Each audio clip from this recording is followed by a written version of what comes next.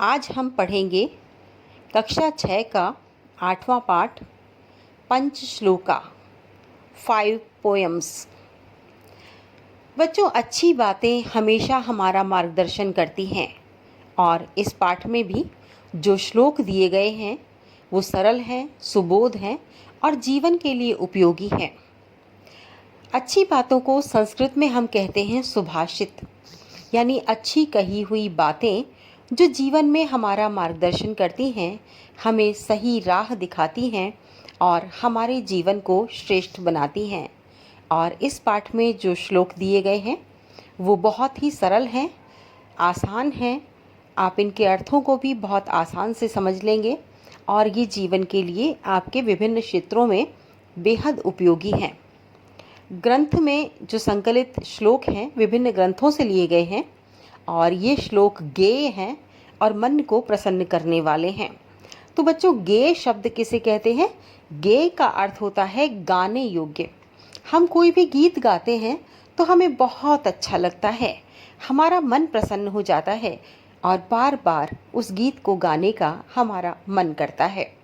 तो बच्चों, अगर हम श्लोक को साधारण तरीके से पढ़ेंगे तो वो हमें अच्छे नहीं लगेंगे, लेकिन हम उसे गाकर पढ़ेंगे तो वो हमें बहुत अच्छे लगेंगे और साथ ही साथ हमें आसानी से याद भी हो जाएंगे।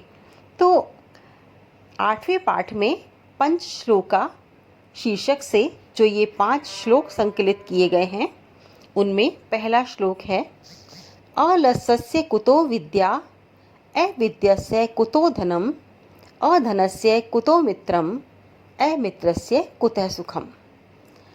इसमें विद्या के बारे में बताया गया है कि कैसे व्यक्ति को विद्या प्राप्त नहीं होती।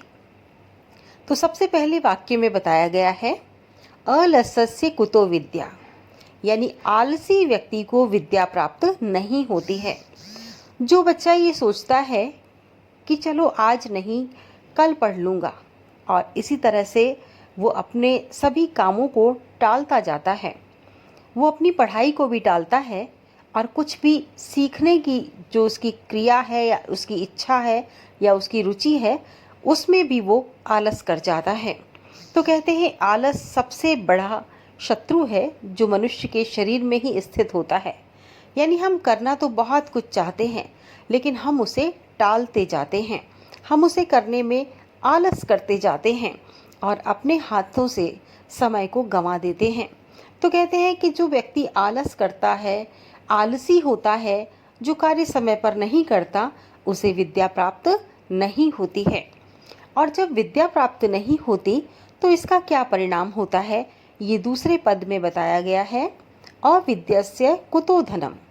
अगर हम विद्या प्राप्त नहीं करेंगे, ज्ञान प्राप्त नहीं करेंगे, कुछ सीखेंगे नहीं, कोई दक्षता हम में नहीं आएगी, कोई कुशलता हम में नहीं आएगी, किसी भी कार्य को करने में हम कुशल नहीं होंगे, तो फिर हम अपने जीवन यापन के लिए धन भी नहीं कमा सकते।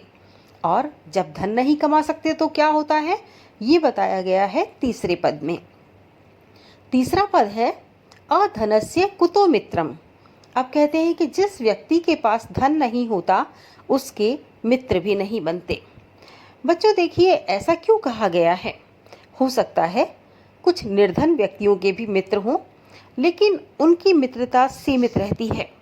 कहते हैं कि जब धन होता है तभी हम अपने सारे कार्य कर पाते हैं।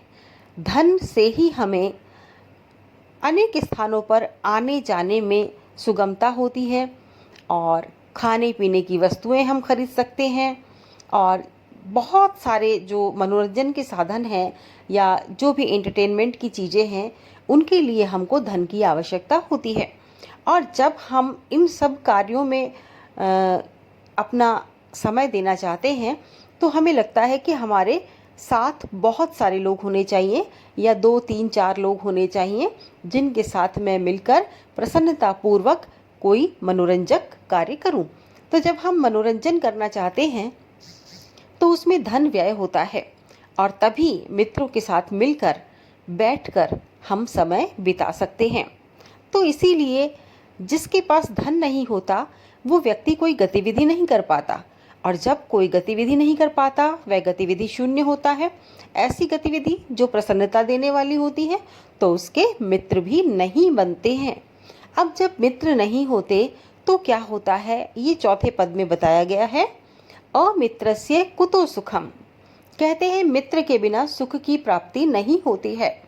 बच्चों, जब हम अकेले होते हैं तो हम कुछ ऐसे खेल खेल सकते हैं जिसमें एक ही व्यक्ति की भूमिका होती है, लेकिन हम अगर खेल खेलना चाहें, आउटडोर गेम्स खेलना चाहें या कोई भी ऐसा खेल खेलना चाहें या 2 या 4 व्यक्तियों के माध्यम से खेला जाता है तो हमें मित्रों की आवश्यकता होगी।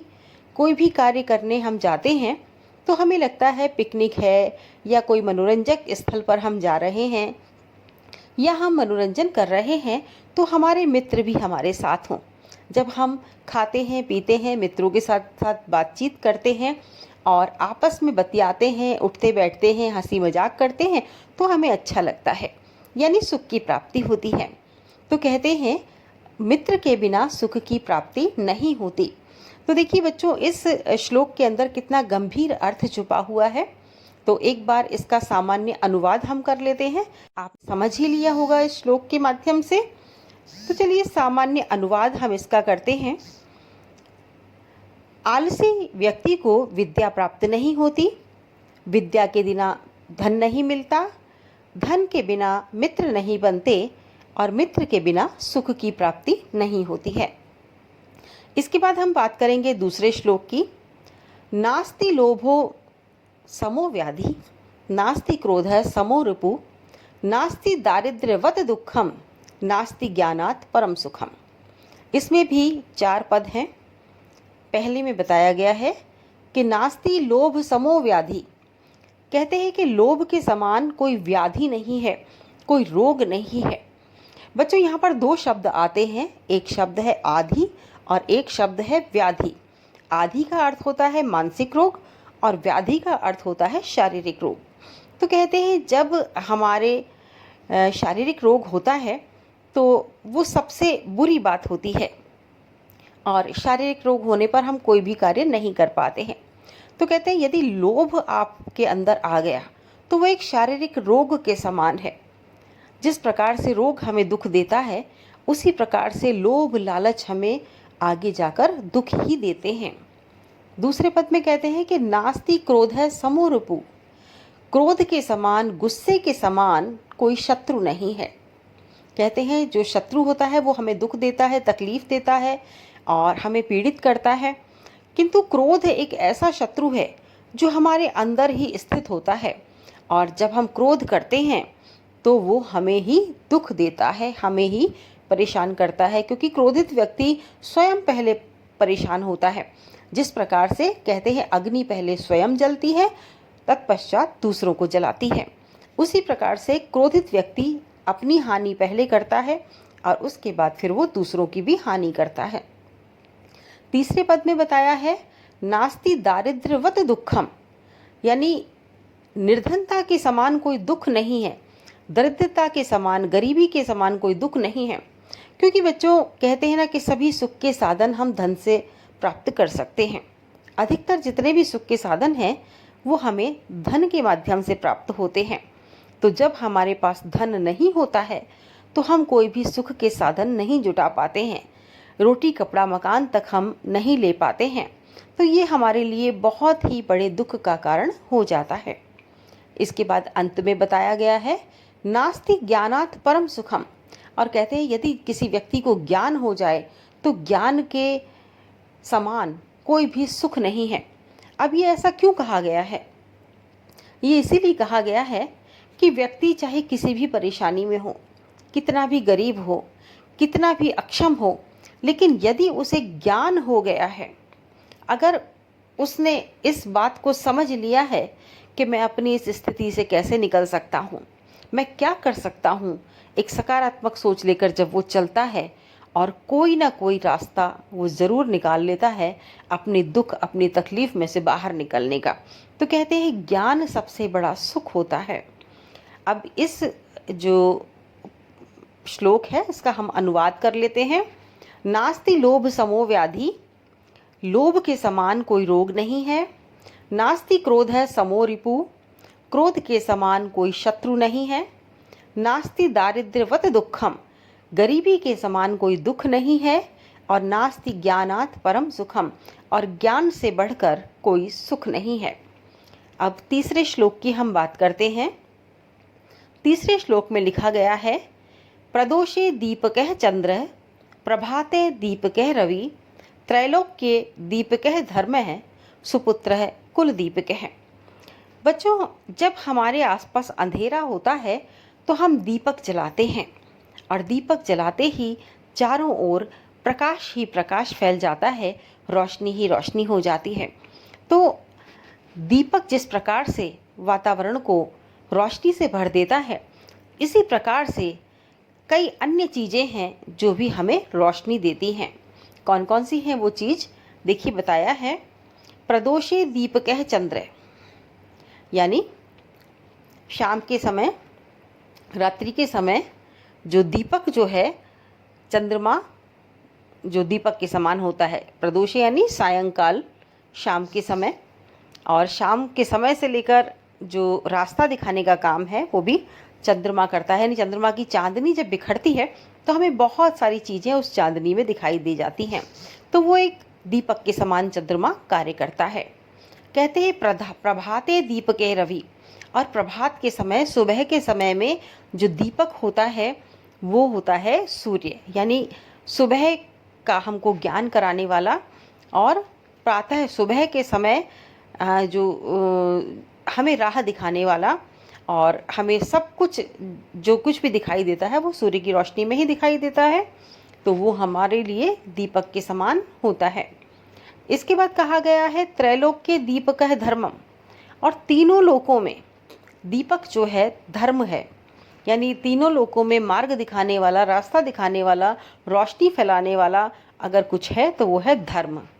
और कहा गया है कि सुपुत्र है कुल दीपक है, और सुपुत्र यदि हो, यानी अच्छा पुत्र यदि हो, योग्य पुत्र यदि हो, तो वह कुल को रोशन करने वाला काम करता है, कुल को प्रकाशित करने वाला कार्य करता है, इसलिए उसे कुल दीपक कहते हैं। इसका अनुवाद जान लीजिए। प्रदोषे सायंकाल में चंद्रमा दीपक के समान है, सुबह के समय सूर्य दीपक के समान है, और तीनों लोकों में धर्म दीपक के समान है, और सुपुत्र, अच्छा पुत्र, आज्ञाकारी पुत्र कुल दीपक के समान होता है। चौथा श्लोक दे रखा है, बहुत ही महत्वपूर्ण श्लोक है। पुस्तकस्थातु या विद्या पर हस्तगतम धनम, कार्यकाले समुत्पन्ने न सा विद्या न तद्धनम। बहुत ही अच्छी बात बताई गई है कि पुस्तक में लिखी हुई विद्या और दूसरे के हाथ में गया हुआ धन यदि समय पर काम ना आए तो ना तो वो विद्या किसी काम की है और ना ही वो धन किसी काम का है। इसे हम विस्तार से यदि पढ़ना चाहें, समझना चाहें, तो देखिए बच्चों, अगर पुस्तक में बहुत सारा ज्ञान लिखा हुआ है, हमने उसे नहीं पढ़ा, तो पुस्तक में लिखा हुआ ज्ञान व्यावहारिक जीवन में आवश्यकता पड़ने पर हमारे काम नहीं आएगा। यदि हमने उसे याद नहीं किया है, यदि वो हमारी स्मृति में नहीं है, यदि हमने उसे नहीं समझा है, तो इसलिए पुस्तक में भले ही कितना ही ज्ञान लिखा हुआ हो, आपके पास बहुत सारी पुस्तकें हैं, लेकिन आपने उस विद्या को ग्रहण नहीं किया, उसे प्राप्त नहीं किया, उसे समझा नहीं, तो वो आपके किसी काम का नहीं है। इसके अलावा कहते हैं कि पर हस्तगतम धनम, अपना धन यदि आप किसी दूसरे के हाथ में दे देते हैं तो वो धन समय पड़ने पर काम नहीं आता है। जैसे कि आपके पास बहुत सारा धन है, लेकिन किसी ने आपसे उधार ले लिया, आपने उसे उधार दे दिया, और जब समय आया धन खर्च करने का तो आपके पास धन नहीं था, और आपने जब उस व्यक्ति से धन वापस मांगा तो उसने अभी देने में असमर्थता जता दी। अब आप क्या करेंगे? आप उस समय धन को व्यय नहीं कर पाएंगे। अर्थात आपके पास धन होते हुए भी, आपका धन होते हुए भी किसी कार्य का नहीं है, किसी कार्य में नहीं लगाया जा सकता। तो इसीलिए कहा गया है कि जो विद्या पुस्तक में है और जो धन किसी दूसरे के हाथ में दे दिया गया, वो विद्या और धन दोनों ही निरर्थक हैं, किसी कार्य के नहीं हैं।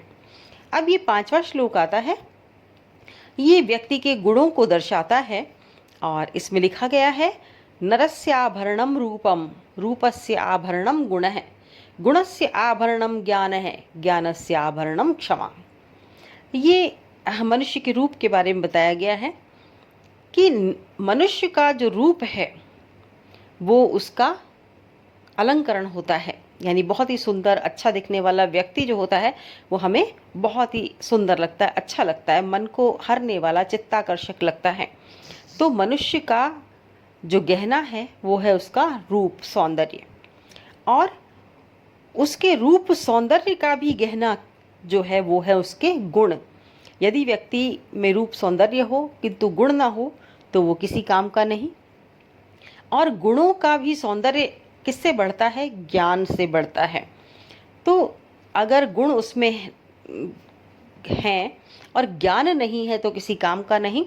तो कहते हैं गुणों का जो सौंदर्य होता है वो ज्ञान से बढ़ता है, और ज्ञान का भी सौंदर्य क्षमा से बढ़ता है।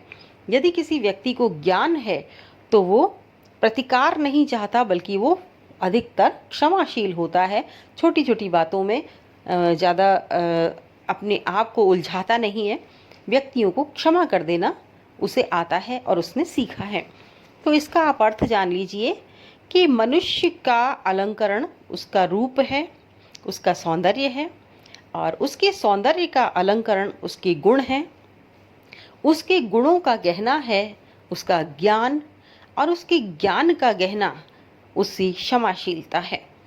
तो ये 5 श्लोक आपके कक्षा 6 की पाठ्य पुस्तक के 8वें पाठ के हैं। इसका शीर्षक है पंचश्लोका, और ये 5 श्लोक हमारे जीवन में बहुत ही महत्वपूर्ण हैं।